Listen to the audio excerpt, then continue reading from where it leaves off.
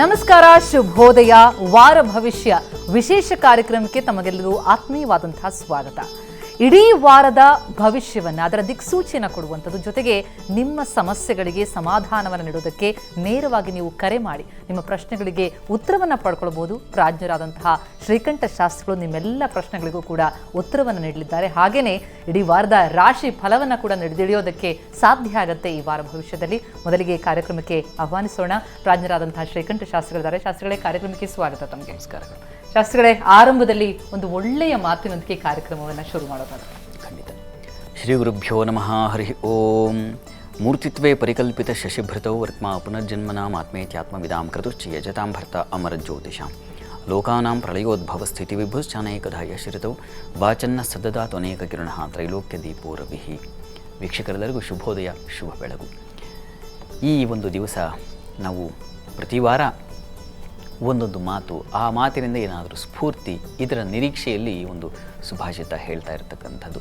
ಈ ವಾರ ಸಾಮಾನ್ಯವಾಗಿ ನಾವು ಒಂದು ಹಣವನ್ನು ಅಥವಾ ಒಂದು ವಿದ್ಯೆಯನ್ನು ಅಥವಾ ಯಾವುದೇ ಒಂದು ಶಕ್ತಿಯನ್ನು ಎಲ್ಲಿ ವಿನಿಯೋಗ ಮಾಡಬೇಕು, ಅದರ ಫಲವನ್ನು ಸಮೃದ್ಧವಾಗಿ ಪಡಿಬೇಕು ಅಂದರೆ ಏನು ಮಾಡಬೇಕು ಅಂತಕ್ಕಂಥ ಒಂದು ಮಾರ್ಗಸೂಚಿಯಾಗಿರ್ತಕ್ಕಂಥ ಒಂದು ಮಾತನ್ನು ಗಮನಿಸೋಣ. ನೋಡಿ, ಒಳ್ಳೆಯ ಮಾತಿನಲ್ಲಿ ಯಾವ ರೀತಿಯಲ್ಲಿರ್ತದೆ. ಸುಕ್ಷೇತ್ರೇ ವಾಪಯೇದ್ ಬೀಜಂ, ಸುಕ್ಷೇತ್ರೇ ದಾಪಯೇದ್ ಧನಂ, ಸುಕ್ಷೇತ್ರೇ ಚ ಸುಪುತ್ರೇ ಚ ಯತ್ ಕ್ಷಿಪ್ತಂ ನೈವ ನಶ್ಯತಿ ಅಂತಕ್ಕಂಥ ಒಂದು ಮಾತಿದೆ.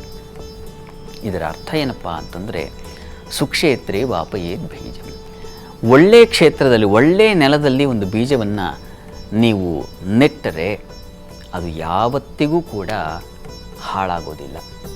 ಒಳ್ಳೆಯ ಕ್ಷೇತ್ರ ಬೇಕು, ಒಳ್ಳೆಯ ನೆಲ ಬೇಕು.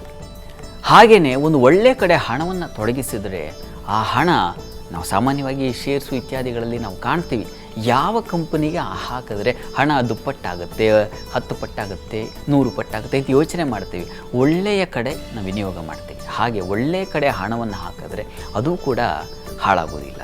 ಹಾಗೆ ಒಳ್ಳೆಯ ಕ್ಷೇತ್ರದಲ್ಲಿ ಬಿತ್ತಿದಂತಹ ಬೀಜ ಮತ್ತು ಇದರ ಜೊತೆ ಇನ್ನೊಂದು ಅಂಶ ಹೇಳ್ತಾರೆ, ಒಳ್ಳೆಯ ಮಗನಿಗೆ ಕೊಟ್ಟಂತಹ ಶಿಕ್ಷಣ ಅದು ಕೂಡ ಹಾಳಾಗೋದಿಲ್ಲ, ಅದು ಲೋಕಕ್ಕೆ ಕಲ್ಯಾಣವೇ ಆಗತ್ತೆ ಅಂತಕ್ಕಂಥ ಮಾತು. ಹೀಗಾಗಿ ನೀವು ಏನನ್ನು ಇನ್ವೆಸ್ಟ್ ಮಾಡ್ತೀರೋ ಅಥವಾ ಯಾವುದೋ ಒಂದು ಸಬ್ಜೆಕ್ಟನ್ನು ಆಯ್ಕೆ ಮಾಡ್ಕೊಂಡು ಅದರಲ್ಲಿ ಓದಬೇಕು ಅಂತೀರೋ, ಅದನ್ನು ನೀವು ನಿರ್ಣಯ ಮಾಡೋ ಮುನ್ನ ಒಳ್ಳೆಯದನ್ನು ಆಯ್ಕೆ ಮಾಡಿಕೊಳ್ಳಿ. ಯಾವುದು ಉತ್ಕೃಷ್ಟವಾಗಿದೆ, ಯಾವುದು ಶ್ರೇಷ್ಠವಾಗಿದೆ, ಶ್ರೇಷ್ಠವಾದದ್ದು ಯಾವತ್ತೂ ನಶಿಸಿ ಹೋಗೋಲ್ಲ ಅಂತಕ್ಕಂಥ ಮಾತನ್ನು ಹೇಳ್ತಾ ಇದೆ. ಹೀಗಾಗಿ ಆಯ್ಕೆ ಮಾಡಿಕೊಂಡು ಮುಂದುವರಿತಕ್ಕಂಥದ್ದು ತಮ್ಮ ಇಷ್ಟ, ಇಚ್ಛೆ.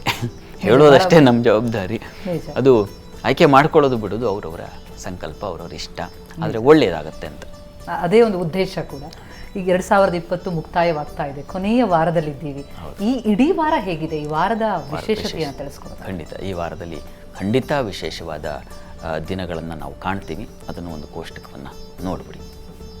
ಈ ದಿವಸ ನಾವು ನೋಡಿ, ಭಾನುವಾರ 24 ಈ ದಿವಸ ಏನಿದೆ ಹನುಮದ್ ವ್ರತ, ಇದನ್ನು ಸ್ಪಷ್ಟಪಡಿಸ್ತೀನಿ ನಂತರದಲ್ಲಿ. ನಂತರ 26ರ ಮಂಗಳವಾರ ದತ್ತ ಜಯಂತಿಯನ್ನು ಕಾಣ್ತೀವಿ. ಅದು ಕೂಡ ತುಂಬ ಉತ್ಕೃಷ್ಟವಾದ ಮಾನೋನ್ನತಿ, ಕಾಯೋನ್ನತಿ ಅಂತೆಲ್ಲ ಬರ್ತದಲ್ಲಿ, ಅದು ಮಾನೋನ್ನತಿಗೆ ನೋಡಿ ದತ್ತ ಜಯಂತಿ ತುಂಬ ಒಳ್ಳೆಯದು. 27 ಬುಧವಾರ ದಿವಸ ಕುಜನ ಸಂಕ್ರಮಣ, ಧನಸ್ಸು ರಾಶಿಯನ್ನು ಪ್ರವೇಶ ಮಾಡ್ತಾನೆ ಕುಜ ಅಂತಕ್ಕಂಥದ್ದು ನೋಡ್ತೀವಿ. ಈ ದಿವಸ ಹನುಮದ್ ವ್ರತವನ್ನು ನೋಡ್ತೀವಿ. ಸಾಮಾನ್ಯವಾಗಿ ನೋಡಿ ಎಲ್ಲ ದೇವಸ್ಥಾನ, ಯಾಕೆ ಹೀಗೆ ಗೊತ್ತಿಲ್ಲ, ದೇವಸ್ಥಾನಗಳಲ್ಲಿ ಮತ್ತೆಲ್ಲೋ ಆಚರಣೆ ಮಾಡುವಾಗ ಹನುಮ ಜಯಂತಿ ಅಂತ ಅಲ್ಲಿ ಬೋರ್ಡ್ ಹಾಕಿರ್ತಾರೆ.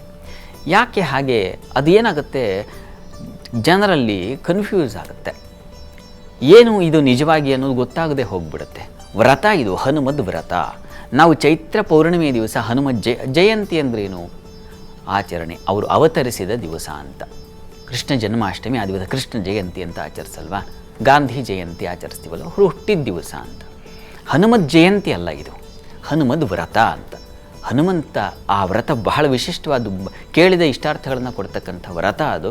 ಅದನ್ನು ಕೃಷ್ಣ ಪರಮಾತ್ಮ ಬೋಧಿಸಿರ್ತಕ್ಕಂಥದ್ದು ಅಂತ ನಾವು ಕಾಣ್ತೀವಿ. ಮತ್ತು ವೇದವ್ಯಾಸರಿಂದ ಉಪದೇಶವಾಗಿರ್ತಕ್ಕಂಥದ್ದು ಧರ್ಮರಾಯನಿಗೆ ಅಂತಕ್ಕಂಥದ್ದು. ಅವರು ಜೂಜಾಡಿ ಎಲ್ಲ ಕಳ್ಕೊಂಡಾಗ ಹನುಮಂತನ ವ್ರತವನ್ನು ಮಾಡ್ರಪ್ಪ ನೀವು, ಅದರಿಂದ ಬಹಳ ವಿಶಿಷ್ಟವಾದ ಫಲವನ್ನು, ರಾಜ್ಯ ಪ್ರಾಪ್ತಿ ಆಗುತ್ತೆ ಅಂತ ಉಪದೇಶ ಮಾಡಿದಂಥ ವಿಶಿಷ್ಟವಾದ ವ್ರತ. ಅದಕ್ಕೆ ಅದರದ್ದೇ ಆದ ಮಹತ್ವ, ಗುಣ ಎಲ್ಲ ಇದೆ. ಹೀಗೆ ಈ ದಿವಸವೇ ಜಯಂತಿ ಅಂತ ಆ ಥರ ಆಚರಣೆ ಮಾಡಿದ್ರೆ ಅದು ಅರ್ಥ ಇಲ್ಲದ್ದು, ಜನರಿಗೂ ತಪ್ಪು ಸಂದೇಶಗಳು ಹೋಗುತ್ತೆ. ಇದನ್ನು ಅರ್ಥ ಮಾಡ್ಕೊಳ್ಬೇಕು ಎಲ್ಲರೂ. ಇನ್ನು ಹೊರತಾಗಿ ನಾವು ದತ್ತ ಜಯಂತಿ ತುಂಬ ತುಂಬ ವಿಶಿಷ್ಟವಾದದ್ದು. ದತ್ತಾತ್ರೇಯರ ಆರಾಧನೆಯಿಂದ ಶುಭ್ರರಾಗ್ತೀವಿ, ಶುದ್ಧರಾಗ್ತೀವಿ. ಅದು ಸತ್ಯ. ಅದು ಆಗಲೇ ಹೇಳಿದ ಹಾಗೆ ಮನಸ್ಸಿನ ಉನ್ನತಿಗೆ ಅದು ಶ್ರೇಷ್ಠ ಸಾಧನ ಅಂತಕ್ಕಂಥದ್ದು. ಇದು ಪ್ರಧಾನವಾದ ಅಂಶಗಳು ಈ ಒಂದು ವಾರದಲ್ಲಿ. ಕಾಲರ್ ಇದ್ದಾರೆ, ಬೆಂಗಳೂರಿನಿಂದ ಲಕ್ಷ್ಮಿ ಅನ್ನೋರು ಕರೆ ಮಾಡಿದ್ದಾರೆ. ಲಕ್ಷ್ಮಿ ಅವರೇ ನಮಸ್ಕಾರ. ನಮಸ್ಕಾರ. ಯಾರ ಬಗ್ಗೆ ಕೇಳಬೇಕಿತ್ತು ತಾವು? ನನ್ ಬಗ್ಗೆನೆ. ತಮ್ಮ ಬಗ್ಗೆನೆ. ಓಕೆ, ತಮ್ಮ ಜನ್ಮ ದಿನಾಂಕ ತಿಳಿಸಿ. ಅದು ನಂಗೆ ಕರೆಕ್ಟ್ ಆಗಿ ಗೊತ್ತಿಲ್ಲ. ನಂಗೆ 64 ವರ್ಷ ಅಂತೂ ನಡೀತಾ ಇದೆ. ಹೌದಾ? ಓಕೆ, 1ರಿಂದ 100 ಒಳಗಡೆ ಯಾವ್ದಾದ್ರು ನಂಬರ್ ಹೇಳಿ. 108. 9. ಓಕೆ, ಏನ್ ಪ್ರಶ್ನೆ ತಮ್ದು? ನನ್ಗೆ ಜೀವನದಲ್ಲಿ ಬರೀ ಕಷ್ಟದಲ್ಲೇ ಇದ್ದೀನಿ, ಅದಕ್ಕೆ ಅದನ್ನ ಕೇಳ್ಕೊಳ್ಳೋಣ. ನಾನ್ ಸ್ವಂತ ಮನೇಲಿ ಇರ್ಬೇಕು ಅನ್ನೋ ಆಸೆ, ಅದು ಆಗ್ತಾ ಇಲ್ಲ. ಖಂಡಿತ ಏನಿದೆ ಅಂತ ತಿಳ್ಕೊಳ್ಳೋಣ, ಶಾಸ್ತ್ರಿಗಳು ಉತ್ತರಿಸ್ತಾರೆ ತಮ್ಗೆ. ಲಕ್ಷ್ಮಿ ಅವರೇ ನಮಸ್ಕಾರ. ನಮಸ್ಕಾರ. ನಮಸ್ಕಾರ ತಮ್ಗೆ. ನಮಸ್ಕಾರ. ನಮಸ್ಕಾರ. ನಮಸ್ಕಾರ. ದೀರ್ಘದಿಂದ ನಮಸ್ಕಾರ. ನಮ್ದು ನಿಮ್ಮ ಇದನ್ನ ನಾನು ಕೇಳ್ತಾ ಇರ್ತೀನಿ, ನೋಡ್ತಾ ಇರ್ತೀನಿ ಕಷ್ಟಪಟ್ಟು. ಯಾಕೆಂದ್ರೆ ಆಗದೆ ಹೋದ್ರು ಓಡ್ ಬಂದು ನೋಡ್ತೀನಿ. ಅದು ಕಷ್ಟಪಟ್ಟು ನೋಡ್ತಾ ಇಲ್ಲ, ನೀವು ಇಷ್ಟಪಟ್ಟು ನೋಡ್ತಾ ಇದ್ದೀರಾ. ಖಂಡಿತ ಖಂಡಿತ. ಸರಿ ಸರಿ. ನೋಡಿ, ನೀವು ಏನು ಕಂಗಾಲಾಗಬೇಕಾದಿಲ್ಲ. ಲಗ್ನದಲ್ಲಿ ಗುರು ಇರತಕ್ಕಂತಹ ಕಾರಣದಿಂದ ಈ ಪ್ರಶ್ನೆ ಕೇಳಿದ್ರಲ್ಲ, ಪ್ರಶ್ನೆಯಲ್ಲಿ ಒಂದು ಬಲ ಬಂದುಬಿಟ್ರೆ ಹೋರಾ ಸ್ವಾಮಿ ಗುರುಜ್ಞ ವೀಕ್ಷಿತ ಯುತ ನಾಣ್ಯಶ್ಚ ವೀರ್ಯೋತ್ಕಟ ಭವತಿ ಅಂತ ವರಾಹ ಮಿಹಿರ್ ಮಾತಿದು. ಹೀಗಾಗಿ ಲಗ್ನದಲ್ಲಿ ಗುರು ಇದ್ದಾನೆ ಅಂತಂದರೆ ಮಾರ್ಗ ಚೆನ್ನಾಗಿದೆ, ಚೆನ್ನಾಗಾಗುತ್ತೆ ಮುಂದೆ ಅಂತಕ್ಕಂಥ ಸೂಚನೆಯನ್ನು ಸೂಚಿಸ್ತಾ ಇದೆ. ನೋಡಿ, ದತ್ತಾತ್ರೇಯ ಜಯಂತಿ ಇದೆ ಮಂಗಳವಾರ ದಿವಸ. ದತ್ತ ಚರಿತ್ರೆಯನ್ನು ತಾವು ಪಾರಾಯಣ ಮಾಡಿ. ನೋಡಿ, ದತ್ತ ಚರಿತ್ರೆಯನ್ನು ಪಾರಾಯಣ ಮಾಡಿದ್ದೆ ಆದರೆ ನಿಮ್ಮ ಸಂಕಲ್ಪ ಏನಿದೆ, ದುಃಖ ಏನಿದೆ, ವ್ಯಥೆ ಏನಿದೆ, ಯಾವ ಅಪೇಕ್ಷೆ ಇದೆ, ಎಲ್ಲವೂ ನಿಸ್ಸಂಶಯವಾಗಿ ಈಡೇರುತ್ತೆ. ಸಂಶಯವೇ ಬೇಡ. ಹೀಗಾಗಿ ದತ್ತನ ಆರಾಧನೆ ದಿವಸ ನಿಮ್ಮನ್ನು ನೀವು ಕಾಯ ವಾಚ ಮನಸ್ಸ ನೀವು ಸೇವೆ ಮಾಡಿ ದತ್ತನದು ಖಂಡಿತ ಅನುಕೂಲ ಆಗುತ್ತೆ. ಹತ್ತಿರದಲ್ಲಿ ಯಾವ ದತ್ತಕ್ಷೇತ್ರ ಇದ್ದರೂ ಅಲ್ಲಿ ಹೋಗಿ ಭೇಟಿ ಮಾಡಿ. ಒಂದು ಸಪ್ತಾಹ 7 ದಿನಗಳಲ್ಲಿ ಆ ದತ್ತಾತ್ರೇಯರ ಆ ಪಾರಾಯಣ ಅದನ್ನು ತಾವು ಮಾಡಿ. ಅದು ಖಂಡಿತ ಅನುಕೂಲ ಆಗುತ್ತೆ. ಒಳ್ಳೆಯದಾಗಲಿ. ಧನ್ಯವಾದ ಲಕ್ಷ್ಮಿ ಅವರೇ ಕರೆ ಮಾಡಿದ್ದಕ್ಕೆ. ಹಾಗೆಯೇ ರಾಮನಗರದಿಂದ ವೀರಭದ್ರ ನಾಯಕ್ ಅವರು ಕರೆ ಮಾಡಿದ್ದಾರೆ. ವೀರಭದ್ರ ಅವರೇ ನಮಸ್ಕಾರ. ನಮಸ್ತೆ ಮೇಡಮ್. ಯಾರ ಬಗ್ಗೆ ಕೇಳಬೇಕು ತಾವು? ನಮ್ಮ ಬಗ್ಗೆನೇ ಕೇಳಬೇಕು. ತಮ್ಮ ಬಗ್ಗೆನೇ. ಓಕೆ, ತಮ್ಮ ಜನ್ಮ ದಿನಾಂಕ ತಿಳಿಸಿ. 1/6/1980 ಮೇಡಮ್. 1680 ಅಲ್ವಾ? 80. ಓಕೆ, ಸಮಯ 9:10 ಮೇಡಮ್. ಇನ್ನೊಮ್ಮೆ ಹೇಳಿ ಸಮಯ. ಸಮಯ 9:10 ಬೆಳಿಗ್ಗೆ 9:10. ಓಕೆ, ಏನ್ ಪ್ರಶ್ನೆ ವೀರಭದ್ರ ಅವರೇ? ತುಂಬಾನೇ ಪ್ರಾಬ್ಲಮ್ ಇದೆ ಮೇಡಮ್. ನಾವು ಗ್ರಾಮ ದೇವತೆ ಪೂಜೆ ಮಾಡ್ತೀವಿ, ಆದ್ರೂ ಏನೆಲ್ಲ ಪ್ರಾಬ್ಲಮ್ ಆಗ್ತಾ ಇದೆ ಸರ್. ಹೋಗ್ತಾ ಇಲ್ಲ ಯಾವ್ದು. ಓಕೆ, ಖಂಡಿತ ನೋಡೋಣ, ಶಾಸ್ತ್ರಿಗಳು ಉತ್ತರಿಸ್ತಾರೆ ತಮಗೆ. ನಮಸ್ಕಾರ ವೀರಭದ್ರ ನಾಯ್ಕ ಅವರೇ. ನಮಸ್ತೆ ಗುರುಜಿ. ನಮಸ್ಕಾರ. ನೋಡಿ, ಈಗ ತಮಗೆ ನಡೀತಾ ಇರ್ತಕ್ಕಂಥ ಕಾಲವನ್ನು ನೋಡ್ತಾ ಇದ್ದೀನಿ. ಯಾಕೆಂದರೆ ನಮಗೆ ಈ ಕಾಲದ ಮಹಿಮೆಯಿಂದಲೇ ಕಷ್ಟವೋ ಸುಖವೋ ನೋವೋ ದುಃಖವೋ ನಲಿವೋ ಗೊತ್ತಾಗ್ತಕ್ಕಂಥದ್ದು ಈಗ ಈ ಹಿಂದೆ ಯಾವಾಗಲೂ ಇರಲಿಲ್ಲ, ಮುಂದಿದೆಯೋ ಗೊತ್ತಿಲ್ಲ. ಈಗ ನನಗೆ ಅನುಭವಕ್ಕೆ ಬರ್ತಾ ಇದೆಯಪ್ಪ, ಏನು ನೋವು ಕಷ್ಟ, ಏನು ಏಳಿಗೆ ಇಲ್ಲ ಅಂತಕ್ಕಂಥದ್ದು. ಹೀಗಾಗಿ ಈ ಕಾಲ ಯಾವ ಗ್ರಹದ ಹಿಡಿತದಲ್ಲಿದೆ ಅದನ್ನು ನೋಡ್ಕೊಳ್ಬೇಕು. ಈಗ ನೋಡಿ, ನಡೀತಾ ಇರ್ತಕ್ಕಂಥದ್ದು ರಾಹು ದಶೆಯಲ್ಲಿ ನಿಮಗೆ ಕುಜರಾಹು ಸಂಧಿಶಾಂತಿ ಇತ್ತು 21ರಲ್ಲಿ. ಅಲ್ಲಿಂದಲೂ ನಿಮಗೆ ತೊಡಕಿನ ಕಾಲ ಅನ್ನೋದನ್ನೇ ಸೂಚಿಸ್ತಾ ಇದೆ. 24/9 ಸೆಪ್ಟೆಂಬರ್ವರೆಗೆ ನಿಮಗೆ ಸ್ವಲ್ಪ ಹೀಗೆ ಇದೆ. ಇದಕ್ಕೆ ಏನಪ್ಪ ಪ್ರಾರ್ಥನೆ ಅಂತಂದರೆ ನಾಗ ಪ್ರಾರ್ಥನೆ ಬಹಳ ಬಹಳ ಮುಖ್ಯವಾಗಿ ಬೇಕಾಗಿರ್ತಕ್ಕಂಥದ್ದು. ಹತ್ತಿರದಲ್ಲಿ ಯಾವುದಾದ್ರು ನಾಗ ಸನ್ನಿಧಾನ ಇದ್ದರೆ ಪ್ರತಿ ಮಂಗಳವಾರ ನಾಗನಿಗೆ ಎಳನೀರನ್ನ ಅಭಿಷೇಕ ಮಾಡಿ ಸ್ವಲ್ಪ ತೀರ್ಥ ಸೇವನೆ ಮಾಡಿಕೊಳ್ಳಿ. ತುಂಬ ಸಹಾಯವಾಗುತ್ತೆ. ನಾಗಾರಾಧನೆಯಿಂದ ನೀವು ಕಷ್ಟದಿಂದ ಹೊರಗೆ ಬರ್ತೀರಾ. ಏಳಿಗೆ ಗ್ರಾಮದೇವತಾ ಪೂಜೆ ಮಾಡ್ತೀನಿ ಅಂತ ಹೇಳಿದಿರಿ. ಅಮ್ಮನವರ ಪ್ರಾರ್ಥನೆ ಮುಂದೆ ಬೇರೆ ಏನೂ ಇಲ್ಲ. ಅದರ ಜೊತೆಗೆ ನೀವು ನಾಗನ ಆರಾಧನೆಯನ್ನು ಮಾಡಿ ಖಂಡಿತ ನಿಮಗೆ ಸರಿ ಹೋಗುತ್ತೆ. ಬಹುಶಃ ಒಂದು 11 ವಾರ ನೀವು ಮುಗಿಸೋದ್ರೊಳಗೆ 11 ವಾರ ಪ್ರಯತ್ನ ಮಾಡಿ. ಅಷ್ಟರಲ್ಲಿ ನಿಮಗೆ ಒಂದು ಸುಸ್ಥಿತಿ ಏರ್ಪಾಡಾಗುತ್ತೆ. ಆತಂಕ ಬೇಡ. ಒಳ್ಳೆಯದಾಗಲಿ. ಧನ್ಯವಾದ ವೀರಭದ್ರ ಅವರೇ ಕರೆ ಮಾಡಿದ್ದಕ್ಕೆ. ಹಾಗೆಯೇ ಹೊಸಪೇಟೆಯಿಂದ ಶೀಲಾ ಅವರು ಕರೆ ಮಾಡಿದ್ದಾರೆ. ಶೀಲಾ ಅವರೇ ನಮಸ್ಕಾರ. ನಮಸ್ಕಾರ ಮೇಡಮ್. ಯಾರ ಬಗ್ಗೆ ಕೇಳಬೇಕು ತಾವು? ಮೇಡಮ್, ನಮ್ಮ ಮನೆ ಬಗ್ಗೆ ಕೇಳಬೇಕಾಗಿತ್ತು ಮೇಡಮ್. ಮಗನ ಬಗ್ಗೆ? ಮನೆ ಬಗ್ಗೆ. ಓಕೆ ಓಕೆ, ತಮ್ಮ ಜನ್ಮ ದಿನಾಂಕ ಮತ್ತು ಸಮಯ ತಿಳಿಸಿ. ಗೊತ್ತಿಲ್ಲ ಮೇಡಮ್. ಓಕೆ, 1ರಿಂದ 108 ಒಳಗೆ ಒಂದು ನಂಬರ್ ಹೇಳಿ. 9 ಮೇಡಮ್. 9. ಓಕೆ ಶೀಲಾ ಅವರೇ, ತಮ್ಮ ಪ್ರಶ್ನೆಗೆ ಉತ್ತರಿಸ್ತಾರೆ ಶಾಸ್ತ್ರಿಗಳು. ನಮಸ್ಕಾರ ಶೀಲಾ ಅವರೇ. ನಮಸ್ತೆ ಗುರುಜಿ. ಮನೆ ಬಗ್ಗೆ ನಿಮ್ಮ ಪ್ರಶ್ನೆ ಅಲ್ವಾ? ಹ್ಞೂ ಗುರುಜಿ. ಚತುರ್ಥಾಧಿಪತಿಯಾಗಿರ್ತಕ್ಕಂಥ ಚಂದ್ರ ದ್ವಿತೀಯದಲ್ಲಿ ಉಚ್ಚ ಸ್ಥಾನದಲ್ಲಿ ಇರ್ತಕ್ಕಂಥದ್ದು, ಆತನಿಗೆ ಒಳ್ಳೆಯ ಲಕ್ಷಣ ಇರ್ತಕ್ಕಂಥದ್ದು. ಇದೆಲ್ಲ ಒಳ್ಳೆಯ ಲಕ್ಷಣವೇ. ನೋಡಿ, ಹತ್ತಿರದಲ್ಲಿ ಮಹಾಲಕ್ಷ್ಮಿ ಸನ್ನಿಧಾನ ಇದ್ದರೆ ಅಮ್ಮನವರಿಗೆ ಪ್ರತಿ ಶುಕ್ರವಾರ ಅಮ್ಮನವರಿಗೆ ಸ್ವಲ್ಪ ಅಕ್ಕಿ ಹಾಗೂ ಅವರೇ ಇದನ್ನು ದಾನ ಮಾಡಿ 16 ಶುಕ್ರವಾರ ಮಾಡಿ. ಅದು ನೋಡಿ ನಿಮಗೆ ವಿಶಿಷ್ಟವಾದ ಫಲವನ್ನು ತಂದುಕೊಡುತ್ತೆ ಅನ್ನೋದನ್ನು ಸೂಚಿಸ್ತಾ ಇದೆ. ಹೀಗಾಗಿ ಆ ಪ್ರಯತ್ನ ಮಾಡಿ, ಅನುಕೂಲ ಆಗುತ್ತೆ, ಆತಂಕ ಬೇಡ. ಒಳ್ಳೆಯದಾಗಲಿ. ಎಸ್, ಧನ್ಯವಾದಗಳು ಶೀಲಾ ಅವರೇ ಕರೆ ಮಾಡಿದ್ದಕ್ಕೆ. ಹಾಗೆ ವಿಜಯಪುರದಿಂದ ಸಿದ್ದಪ್ಪ ಅವರು ಕರೆ ಮಾಡಿದ್ದಾರೆ. ಸಿದ್ದಪ್ಪ ಅವರೇ ನಮಸ್ಕಾರ. ನಮಸ್ತೆ ಮೇಡಮ್. ಯಾರ ಬಗ್ಗೆ ಕೇಳ್ಬೇಕು ತಾವು? ನಮ್ ಬಗ್ಗೆ ಕೇಳ್ಬೇಕಾಗಿತ್ತು ಮೇಡಮ್. ತಮ್ಮ ಬಗ್ಗೆ. ಓಕೆ, ತಮ್ಮ ಜನ್ಮ ದಿನಾಂಕ ಮತ್ತು ಸಮಯ ತಿಳಿಸಿ. ಯಾವುದು ಗೊತ್ತಿಲ್ಲ ಮೇಡಮ್. ಗೊತ್ತಿಲ್ಲ. ಓಕೆ, 1 ರಿಂದ 108 ಒಳಗೆ ಒಂದು ನಂಬರ್ ಹೇಳಿ. 11. ಓಕೆ, ಏನ್ ಪ್ರಶ್ನೆ ತಮ್ದು ಸಿದ್ದಪ್ಪ ಅವರೇ? ನಾನು ಇವಾಗ ಪೈಲಾ ಜಾಬ್ KSRTC ಅಲ್ಲಿ ಇದ್ದೆ ಮೇಡಮ್, ರಿಸೈನ್ ಕೊಟ್ಟಿದ್ದೀನಿ. ಇವಾಗ ಬೇರೆ ಯಾವ್ದು ಬಿಸ್ನೆಸ್ ಮಾಡ್ಬೇಕಂದ್ರೆ ಆಗ್ತಾ ಇಲ್ಲ. ಅದೇ ಯಾವ್ದು ಮಾಡಿದ್ರೆ ಒಳ್ಳೇದಾಗುತ್ತೆ, ಅಥವಾ ಒಂದು ಲಾರಿ ಮಾಡ್ಬೇಕಂತಿದ್ದೀನಿ, ಅದು ಮಾಡ್ಲೋ ಬೇಡೋ ಅಂತ ಕೇಳ್ತಾ ಇದ್ದೆ. ಖಂಡಿತ ಉತ್ತರಿಸ್ತಾರೆ ಶಾಸ್ತ್ರಿಗಳು ತಮಗೆ. ನಮಸ್ಕಾರ ಸಿದ್ದಪ್ಪ ಅವರೇ. ನಮಸ್ತೆ ಗುರುಗಳೇ. ನಮಸ್ಕಾರ. ತಾವು ನೋಡಿ ಈಗ ಕೇಳಿದ ಪ್ರಶ್ನೆಗೆ ನೀವು ಈ ವೆಹಿಕಲ್ ಸಂಬಂಧಿಸಿದ ಹಾಗೆ ಟ್ರೈ ಮಾಡಬಹುದು, ಚೆನ್ನಾಗಿದೆ, ಅದು ನಿಮಗೆ ಅನುಕೂಲ ಆಗುತ್ತೆ. ಅದರ ಹೊರತಾಗಿ ಈ ಹಾಲು ಹೈನುಗಳಿಗೆ ಸಂಬಂಧಿಸಿರ್ತಕ್ಕಂಥದ್ದನ್ನು ಪ್ರಯತ್ನ ಮಾಡಬಹುದು. ಎರಡೂ ನಿಮಗೆ ತುಂಬ ಚೆನ್ನಾಗಿದೆ. ಟ್ರಾನ್ಸ್ಪೋರ್ಟ್ ರಿಲೇಟೆಡ್ ಕೂಡ ಚೆನ್ನಾಗಿದೆ. ನೀವೇನೋ ಲಾರಿ ತೊಗೋಬೇಕು ಈ ಥರದ್ದೇನು ಪ್ರಯತ್ನ ಮಾಡ್ತೀನಿ, ಖಂಡಿತ ಚೆನ್ನಾಗಿದೆ. ಕುಜನ ಬಲ ತುಂಬ ಚೆನ್ನಾಗಿರೋದ್ರಿಂದ ಅನುಕೂಲಕರವಾಗಿದೆ. ಮತ್ತು ನೀವು ನಾ ಹೇಳಿದ ಹಾಗೆ ಕೃಷಿಗೆ ಸಂಬಂಧಿಸಿದ ಹಾಗೆ ಹಾಲು ಹೈನು ಇಂಥವುಗಳು ಕೂಡ ತುಂಬ ಚೆನ್ನಾಗಿದೆ ಅನ್ನೋದು ಸೂಚಿಸ್ತಾ ಇದೆ. ಪ್ರಯತ್ನ ಮಾಡಿ, ಪ್ರಯತ್ನಕ್ಕೆ ಫಲ ಖಂಡಿತ ಇದೆ. ಕರ್ಮಸ್ಥಾನದಲ್ಲಿರ್ತಕ್ಕಂಥ ಶನೈಶ್ಚರ ತುಂಬ ಸಮೃದ್ಧ ಫಲವನ್ನು ತಂದುಕೊಡ್ತಾನೆ. ಒಳ್ಳೆಯದಾಗಲಿ. ಎಸ್, ಧನ್ಯವಾದ ಸಿದ್ದಪ್ಪ ಅವರೇ ಕರೆ ಮಾಡಿದ್ದಕ್ಕೆ. ಹಾಗೆಯೇ ಪುತ್ತೂರಿನಿಂದ ಶುಭಕರ್ ಅವರು ಕರೆ ಮಾಡಿದ್ದಾರೆ. ಶುಭಕರ್ ಅವರೇ ನಮಸ್ತೆ. ನಮಸ್ತೆ. ಯಾರ ಬಗ್ಗೆ ಕೇಳ್ಬೇಕು ತಾವು? ನನ್ನ ಬಗ್ಗೆ ಕೇಳ್ಬೇಕು. ತಮ್ಮ ಬಗ್ಗೆ. ಓಕೆ, ತಮ್ಮ ಜನ್ಮ ದಿನಾಂಕ ಮತ್ತು ಹುಟ್ಟಿದ ಸಮಯ ತಿಳಿಸಿ. 10/12/51. 10/12/51. ಸಮಯ 0:36 ಅಂದ್ರೆ 9 ರಾತ್ರಿ. 9 ರಾತ್ರಿ. ಓಕೆ, ಅಂದ್ರೆ 10 ಬೆಳಿಗ್ಗೆ ಅಲ್ವಾ? ಹೌದು ಹೌದು. Okay okay okay. ಏನ್ ಪ್ರಶ್ನೆ ತಮ್ದು ಶುಭಕರ್ ಅವರೇ? ನನಗೆ ಮನೆ ಕಟ್ಟುವ ಯೋಗ ಉಂಟಾ ಅಂತ. ಮನೆ ಕಟ್ಟುವ ಯೋಗ. ಓಕೆ, ತಿಳಿಸ್ತಾರೆ ಶಾಸ್ತ್ರಿಗಳು ತಮಗೆ. ನಮಸ್ಕಾರ ಶುಭಕರ್ ಅವರೇ. ನಮಸ್ಕಾರ ಸ್ವಾಮಿ ಗುರುಗಳೇ. ನಮಸ್ಕಾರ.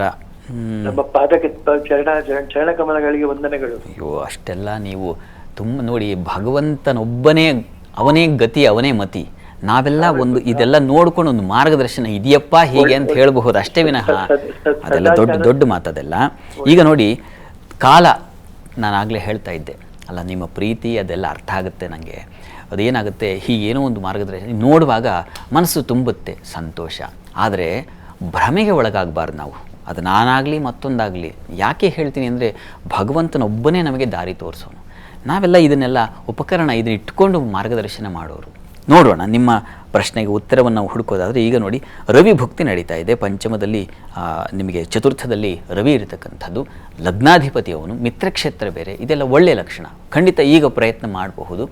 ಅದು ಚತುರ್ಥ ಸ್ಥಾನ, ಗೃಹ ನಿರ್ಮಾಣ ಸ್ಥಾನಕ್ಕೆ ಒಳ್ಳೆಯ ಕ್ಷೇತ್ರ. ಹೀಗಾಗಿ ಅಲ್ಲಿ ರವಿ ಇರತಕ್ಕಂಥದ್ದು ತುಂಬ ತುಂಬ ಒಳ್ಳೆಯದು. ಈಗಲೂ ಅವನ ಸಂಚಾರ ಚೆನ್ನಾಗಿರೋದ್ರಿಂದ ಪ್ರಯತ್ನ ಮಾಡಿ, ಪ್ರಯತ್ನಕ್ಕೆ ಫಲ ಇದೆ ಅನ್ನೋದನ್ನು ಸೂಚಿಸ್ತಾ ಇದೆ, ಕಾಲ ಸೂಚಿಸ್ತಾ ಇದೆ.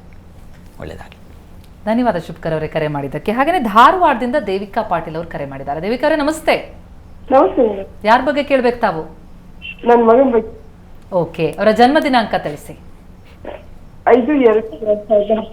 ಇನ್ನೊಮ್ಮೆ ಹೇಳಿ. 5/2/2010. 5/2/2010. 5/2/2010. ಸಮಯ ಬೆಳಿಗ್ಗೆ 9:00. ಬೆಳಿಗ್ಗೆ 9:00. 9:30. 9:30 ಬೆಳಿಗ್ಗೆ. ಓಕೆ, ಏನ್ ಪ್ರಶ್ನೆ ದೇವಿಕಾ ಅವರೇ? ಅವ್ರ ವಿದ್ಯಾಭ್ಯಾಸ ಆರೋಗ್ಯದ ಬಗ್ಗೆ ಕೇಳ್ಬೇಕಾಯ್ತು.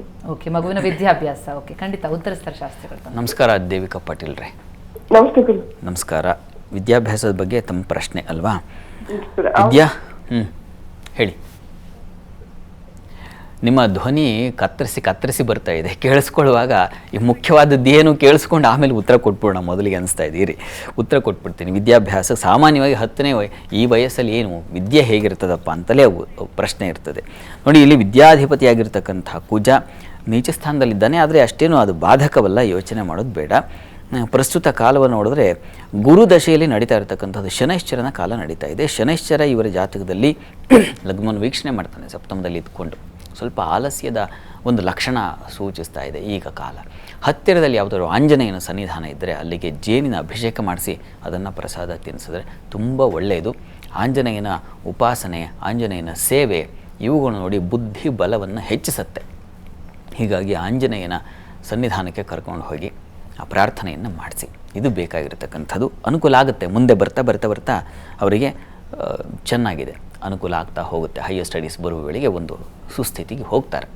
ಒಳ್ಳೆಯದಾಗಲಿ. ಧನ್ಯವಾದ ದೇವಿಕಾ ಅವರೇ ಕರೆ ಮಾಡಿದ್ದಕ್ಕೆ. ಹಾಗೆಯೇ ಮೈಸೂರಿನಿಂದ ಸುಬ್ರಹ್ಮಣ್ಯ ಅವರು ಕರೆ ಮಾಡಿದ್ದಾರೆ. ಸುಬ್ರಹ್ಮಣ್ಯ ಅವರೇ ನಮಸ್ತೆ. ನಮಸ್ಕಾರ ಮೇಡಮ್. ಯಾರ ಬಗ್ಗೆ ಕೇಳ್ಬೇಕು ತಾವು? ಮೇಡಮ್ ನಮ್ಮ ಬಗ್ಗೆನೇ ಕೇಳಬೇಕು. ತಮ್ಮ ಬಗ್ಗೆನೇ. ಓಕೆ, ತಮ್ಮ ಜನ್ಮ ದಿನಾಂಕ ತಿಳಿದಿದ್ಯಾ? ಮೇಡಮ್ ಗೊತ್ತಿಲ್ಲ ಮೇಡಮ್. ಓಕೆ, 1 ರಿಂದ 108 ಒಂದು ನಂಬರ್ ಹೇಳಿ. 5 ಮೇಡಮ್. 5. ಓಕೆ, ಏನ್ ಪ್ರಶ್ನೆ? ಪ್ರಶ್ನೆ ಮೇಡಮ್, ನಮ್ಗೆ ಸಾಲ ಆಗ್ಬಿಟ್ಟಿದೆ. ಮೊದ್ಲು ಸಾಲನೇ ಇರ್ಲಿಲ್ಲ, ಇತ್ತೀಚೆಗೆ ಸಾಲ ಆಗ್ಬಿಟ್ಟಿದೆ, ತೀರ್ಸಕ್ಕೆ ಆಗ್ತಾ ಇಲ್ಲ. ಅದನ್ನ ತೀರ್ಸಕ್ಕೆ ಆಗುತ್ತಾ ಆಗಲ್ವಾ ಅನ್ನೋದು ಒಂದು ಇದು ಮೇಡಮ್. ಖಂಡಿತ ನೋಡೋಣ, ಶಾಸ್ತ್ರಗಳು ಉತ್ತರಿಸ್ತಾರೆ. ಸುಬ್ರಹ್ಮಣ್ಯ ಅವರೇ ನಮಸ್ಕಾರ. ನಮಸ್ಕಾರ. ಗೊತ್ತೇ ಸಾಲ ಆಗಿದೆ, ಹೊರಗೆ ಬರ್ತೀನಾ ಇಲ್ವಾ ಅಂತಕ್ಕಂಥ ನಿಮ್ಮ ಆತಂಕ. ಹೊರಗೆ ಬರ್ತೀರಾ, ಯೋಚನೆ ಮಾಡಬೇಡಿ, ಖಂಡಿತ ಹೊರಗೆ ಬರ್ತೀರಾ. ಯಾಕೆಂದರೆ ಕರ್ಮಾಧಿಪತಿ, ನಾನು ಈ ಲಕ್ಷಣ ನೋಡಿ ಹೇಳ್ತಾ ಇದ್ದೀನಿ, ಕರ್ಮಾಧಿಪತಿ ಲಾಭದಲ್ಲಿದ್ದಾನೆ ಅಂದರೆ ಯಾವುದಾದ್ರೂ ಒಂದು ವೃತ್ತಿ ಮಾಡ್ತಕ್ಕಂಥ ಪ್ರೇರಣೆ, ಮತ್ತು ಲಗ್ನದಲ್ಲಿ ಗುರು ಇರ್ತಕ್ಕಂಥದ್ದು ಇದು ಪ್ರೇರಣೆ ಮಾಡುತ್ತೆ. ಹೀಗಾಗಿ ನೀವು ನೋಡಿ, ನಾವು ಕೂಸಿದು ಕುತ್ಕೋಬಾರ್ದು.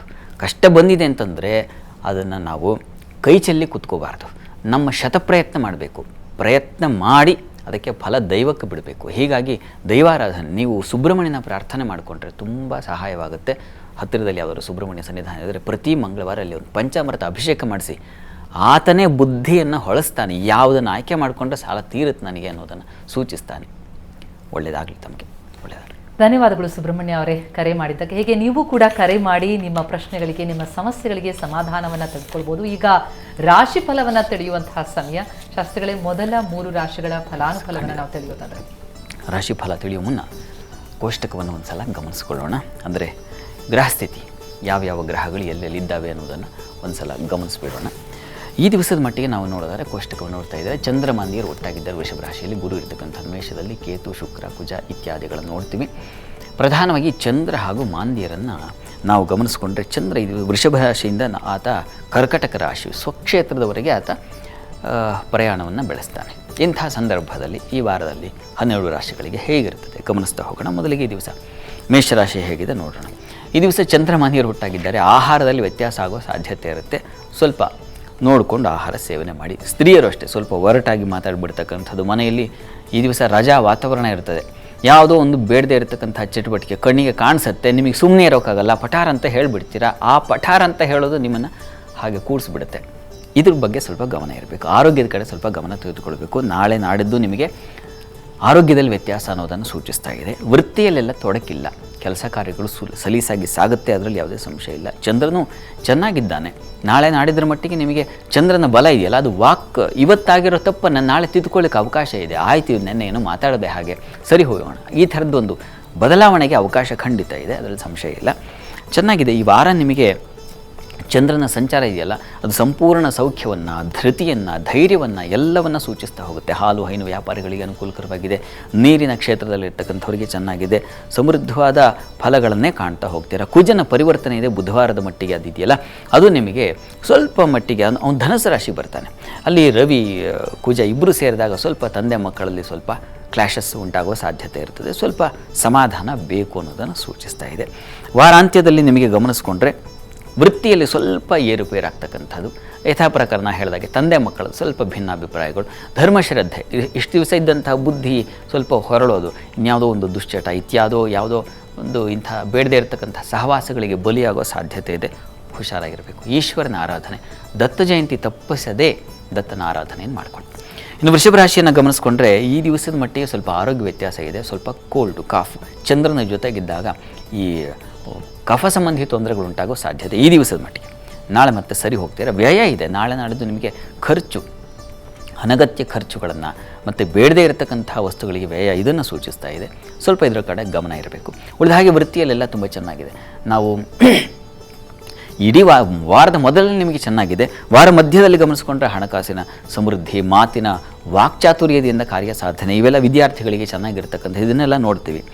ವಾರಾಂತ್ಯದಲ್ಲಿ ನಿಮಗೆ ಸ್ವಲ್ಪ ಮಟ್ಟಿಗೆ ಯಥಾ ಪ್ರಕಾರ ಧರ್ಮಶ್ರದ್ಧೆ ಹಾಳಾಗ್ತಕ್ಕಂಥದ್ದು ಒಂದು ಕಡೆ ಆದರೆ, ನಷ್ಟ, ಕಷ್ಟ ಮತ್ತು ಲಾಸ್ ಇವುಗಳಿಂದಾಗಿ ಮನಸ್ಸಿಗೆ ವ್ಯಥೆ ಆಗ್ತಕ್ಕಂಥ ಸಾಧ್ಯತೆ, ಒಂದು ವಸ್ತು ನಷ್ಟತೆ ಉಂಟಾಗೋದು, ಮುಖ್ಯವಾದ ಕಡತ, ಈ ಥರದ್ದು ಒಂದು ಲಕ್ಷಣ ಇದೆ. ಹೀಗಾಗಿ ಕಾರ್ತವೀರ್ಯಾರ್ಜುನ ಸ್ಮರಣೆ, ಸುಬ್ರಹ್ಮಣ್ಯ ಪ್ರಾರ್ಥನೆ ಮಾಡೋದ್ರಿಂದ ನಿಮಗೆ ಹೆಚ್ಚಿನ ಅನುಕೂಲ ಉಂಟಾಗುತ್ತೆ.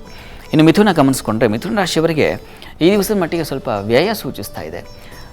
ಈ ಗುರು ಮಾಂದಿಯವರು ನಾಳೆ ನಾಡಿದ್ರ ಮಟ್ಟಿಗೆ ವಿಶೇಷ ಲಾಭ. ಈ ದಿವಸ ಏನು ನಷ್ಟ ಆಯಿತು ಅದು ನಾಳೆ ನಾಡಿದ್ದು ನಿಮಗೆ ತುಂಬ ಚೆನ್ನಾಗಿರುತ್ತೆ. ವಾರದ ಆದಿಯಲ್ಲಿ ತುಂಬ ಚೆನ್ನಾಗಿದೆ, ನಾಳೆ ನಾಡಿದ್ದು ಅನುಕೂಲಕರವಾಗಿರ್ತದೆ. ವೃತ್ತಿಯಲ್ಲೂ ನಿಮಗೆ ಲಾಭ ಕಾಣಲಿಕ್ಕೆ, ವಿದೇಶ ಚಟುವಟಿಕೆಗಳ ಲಾಭ ಕಾಣಲಿಕ್ಕೆ ಇತ್ಯಾದಿ ಎಲ್ಲ ತುಂಬ ಚೆನ್ನಾಗಿದೆ. ವಾರ ಮಧ್ಯದಲ್ಲಿ ಗಮನಿಸಿಕೊಂಡ್ರೆ ನಿಮಗೆ ಕುಜನ ಪರಿವರ್ತನೆ ಇದೆ. ಆತದ್ದು ದಾಂಪತ್ಯ ಸ್ಥಾನಕ್ಕೆ ಬರ್ತಾನೆ. ಸ್ವಲ್ಪ ಮಟ್ಟಿಗೆ ವ್ಯಾಪಾರದಲ್ಲಿ ಮೋಸಗಳು, ಬಯಕೆಗಳು ಅತಿ ಆಗ್ತಕ್ಕಂಥದ್ದು, ಚಿತ್ತೋತ್ಥ ಸ್ಥಾನ, ಅದು ಚಿತ್ತ ಕೆರಳು ಬಿಡುತ್ತೆ, ಅದು ಬೇಕೇ ಬೇಕು ಅಂತ ಹಠ ಹಿಡಿಯೋದು, ಈ ಥರದ್ದೆಲ್ಲ ಶುರುವಾಗಿಬಿಡುತ್ತೆ. ಮತ್ತು ವೃತ್ತಿಯಲ್ಲೂ ಸ್ವಲ್ಪ ಅಲುಗಾಟ, ಏನೋ ಒಂದು ಅಸಮಾಧಾನ ಇದನ್ನು ಸೂಚಿಸ್ತಾ ಇದೆ. ವಾರ ಮಧ್ಯದಲ್ಲಿ ಸ್ವಲ್ಪ ಹುಷಾರಾಗಿರಬೇಕು. ವಾರ ಅಂತ್ಯದಲ್ಲಿ ನಿಮಗೆ ಕುಟುಂಬ ಸಹಕಾರ, ಕುಟುಂಬದಲ್ಲಿ ಒಂದು ಒಳ್ಳೆಯ ಮಾರ್ಗದರ್ಶನ, ಸ್ತ್ರೀಯರಿಗೆ ಹೆಚ್ಚಿನ ಬಲ ಇತ್ಯಾದಿ ಕಾಣಬಹುದು. ನಿಮಗೂ ಕೂಡ ಅದು ವಸ್ತು ನಷ್ಟತೆ ಇತ್ಯಾದಿಗಳ ಫಲ ಸೂಚಿಸ್ತಾ ಇದೆ. ಸ್ವಲ್ಪ ಹುಷಾರಾಗಿರಬೇಕು. ನೀವು ಕೂಡ ಮುಖ್ಯವಾದ ವಿಚಾರಗಳಲ್ಲಿ ಯಾವುದೋ ಒಂದು ಇಂಪಾರ್ಟೆಂಟ್ ಡಾಕ್ಯುಮೆಂಟ್ಸ್ ಈ ಥರದ್ದೆಲ್ಲ ಎಲ್ಲಿ ಮುಂಚೆನೇ ಬೇಕಾಗಿದ್ದಾಗ ಹುಡುಕ್ತೀವಿ ನಾವು. ಸಾಮಾನ್ಯವಾಗಿ ಆವಾಗ ಕಬೋರ್ಡಿಂಗ್ ತಗೊಂಡು ನೋಡ್ಕೊ, ಅದಲ್ಲ, ಮುಂಚೆನೇ ನಮಗೆ ಗೊತ್ತಿರಬೇಕು ಯಾವ್ಯಾವುದು ಮುಖ್ಯವಾದ ಏನು ಡಾಕ್ಯುಮೆಂಟ್ಸ್ ಅನ್ನೋದು ಒಂದು ಕಡೆಗೆ ಎತ್ತಿಟ್ಟಿರಬೇಕು. ಆ ಥರದ್ದು ನೋಡಿಕೊಂಡು ಇದ್ದರೆ ಬಹಳ ಒಳ್ಳೆಯದು. ಲಕ್ಷ್ಮೀನಾರಾಯಣರ ಪ್ರಾರ್ಥನೆ ಮಾಡ್ಕೊಳ್ಳಿ. ದಾಂಪತ್ಯದ ಭಿನ್ನಾಭಿಪ್ರಾಯಗಳು ಸೂಚಿಸ್ತಾ ಇದೆ. ವಾರದ ಅಂತ್ಯದ ವೇಳೆಗೆ ಕುಜ, ರವಿ, ಮಾಂದಿ ಎಲ್ಲ ಸೇರಿಕೊಂಡು ದಾಂಪತ್ಯ ಜೀವನ ಆ ಸವಿಯಾಗಿರೋದು ಕಹಿಯಾಗಿಬಿಡೋ ಸಾಧ್ಯತೆಯನ್ನು ಸೂಚಿಸ್ತಾ ಇದೆ. ಲಕ್ಷ್ಮೀನಾರಾಯಣರ ಪ್ರಾರ್ಥನೆ ಮಾಡ್ಕೊಳ್ಳಿ.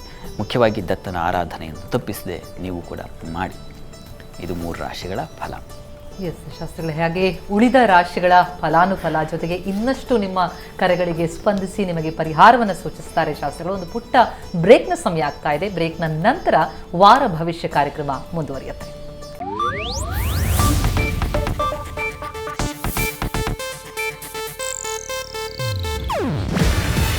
ಇದು ಏಷ್ಯಾನೆಟ್ ನ್ಯೂಸ್ ನೆಟ್ವರ್ಕ್ ಪ್ರಸ್ತುತಿ. ನೀವು ನೋಡ್ತಿದ್ದೀರಾ ಏಷ್ಯಾನೆಟ್ ಸುವರ್ಣ ನ್ಯೂಸ್.